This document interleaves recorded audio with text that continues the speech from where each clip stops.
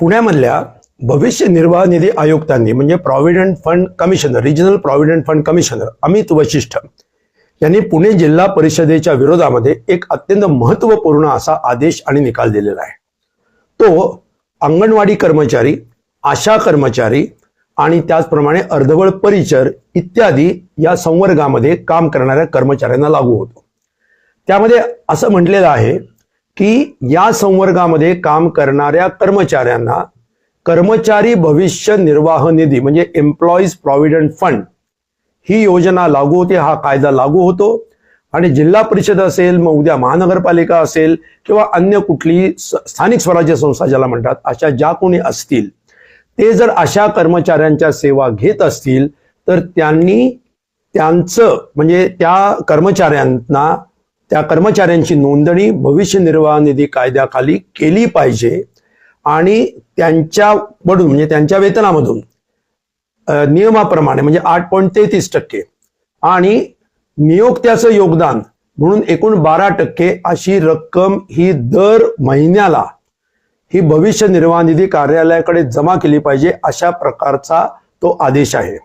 आणि हा फक्त आदेश याच्या पुढच्या कालावधीसाठी नाहीये, तर अमित वशिष्ठ साहेबांनी या पुणे जिल्हा परिषदेच्या या विशिष्ट केसमध्ये हा असा निकाल दिलेला आहे की त्याच्यामुळे मागच्या कित्येक वर्षांची म्हणजे 1986 पासूनची जे कर्मचारी या संवर्गामध्ये त्यावेळेला किंवा त्याच्यानंतर जॉईन झालेले काम करतात अशा 9015 कर्मचाऱ्यांच्या बद्दलची आज्ञा आहे।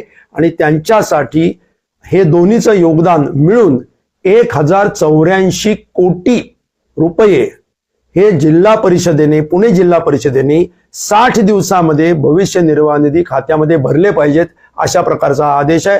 हा देशातला अशा प्रकारचा पहिलाच निकाल आहे, हा ऐतिहासिक निकाल आहे आणि अत्यंत भरीव अशा प्रकारे या कर्मचाऱ्यांना काहीतरी सामाजिक सुरक्षा देणारा निकाल आहे, म्हणून तो अतिशय महत्त्वाचा आहे। यासाठी centre of Indian trade unions C2 च्या पुणे जिल्हा शाखेने सातत्याने पाठपुरावा केला, त्याच्यामध्ये अधिकृतपणे या कर्मचाऱ्यांची बाजू मांडली, त्याच्याबद्दलची रिटन सबमिशन ज्याला म्हणतो जे लेखी आर्ग्युमेंट सुद्धा ही centre of Indian trade unions C2 यांच्या वतीनं करण्यात आली। आणि त्याच्यामध्ये जो मुख्य मुद्दा C2 ने मांडलेला होता तो याच्यामध्ये अमित वशिष्ठ यांनी स्वीकारून मान्य करून हा निकाल दिलेला आहे। या निकालाचा परिणाम असा होणार आहे की केवळ पुणे जिल्हा परिषदच नाही तर सर्व महानगरपालिका, सर्व नगरपालिका किंवा इव्हन ग्रामपंचायती सुद्धा की ज्या ठिकाणी अशा प्रकारचे योजना कर्मचारी या नावाने राबवला जाणारे जे कर्मचारी जिथे जिथे असतील त्या सगळ्यांना सुद्धा याच निकालाचा रेशो ज्याला म्हणतो, या निकालाचा न्याय हा समान पद्धतीने लागू करण्याचा मार्ग याच्यामुळे खुला झालेला आहे। अर्थात याचा अर्थ असा नाही की बाकीच्या जिल्हा परिषदांमध्ये तो निर्णय आपोआपच लागू झालेला आहे। त्यासाठी त्या जिल्हा परिषदांच्या पातळीला त्या संघटनांनी त्या भविष्य निर्वाह निधी आयुक्तांकडे मागणी करावी लागेल। त्याच्यासाठी पाठपुरावा जसा आम्ही पुणे जिल्ह्यामध्ये केला तसा करावा लागेल आणि मग त्याच्यानंतरच अशा प्रकारचे आदेश त्यांना मिळू शकतात। हा एक भाग झाला। तोच त्याचप्रमाणे संपूर्ण देशामध्ये, कारण अंगणवाडी कर्मचारी, आशा कर्मचारी संपूर्ण देशामध्ये आहेत, संपूर्ण देशामध्ये सुद्धा हा निकाल अशाच पद्धतीने लागू केला जाऊ शकतो। आता मग प्रश्न असा आहे की फक्त आपण केवळ न्यायालयात जाऊन म्हणजे भविष्य निर्वाह निधी आयुक्तांच्या न्यायालयात जाऊन हे निकाल मिळवायचे का, त्याच्यापेक्षा दुसरा काही मार्ग आहे? अर्थातच आहे। तो दुसरा मार्ग म्हणजे महाराष्ट्र सरकारकडे किंवा सर्व राज्य सरकारांकडे आणि एकूणच केंद्र सरकारकडे सुद्धा आपल्याला हे गाऱ्हाण घेऊन जावं लागेल।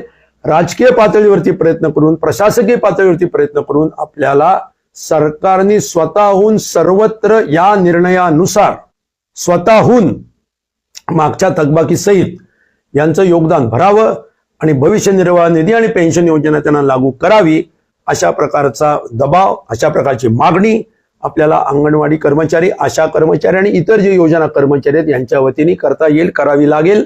तो याच्यातला सर्वोत्तम मार्ग ठरेल। मला असं वाटतं की C2 ने केलेले हे सर्व प्रयत्न जे आहेत, या प्रयत्नांचा लाभ या देशातल्या कित्येक लाख कर्मचाऱ्यांना होणार आहे। तो करून घेण्यासाठी आपण चळवळीने आता जागरूकता दाखवली पाहिजे। त्याचप्रमाणे डाव्या पक्षांनी किंवा पुरोगामी पक्षांनी सरकारवर अशा प्रकारचा निर्णय स्वतःहून घेऊन याच्या पुढच्या न्यायालयीन विलंब, सगळ्या ठिकाणी तक्रारी होतील, तो विलंब होईल हा टाळण्यासाठी त्यांच्यावर दबाव आणला पाहिजे असं आवाहन मी आपल्याला करतो.